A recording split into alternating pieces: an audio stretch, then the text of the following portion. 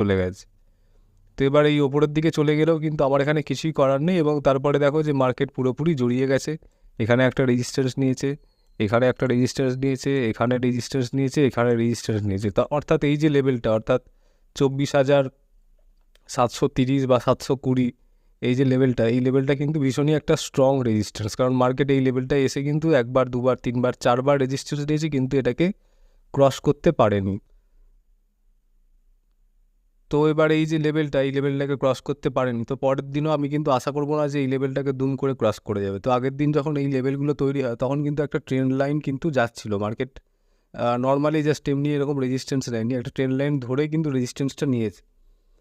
তো সেই ট্রেন্ড লাইনটা হচ্ছে যে এইরকম, এই যে নিচ থেকে উঠছে ট্রেন্ড লাইনটা।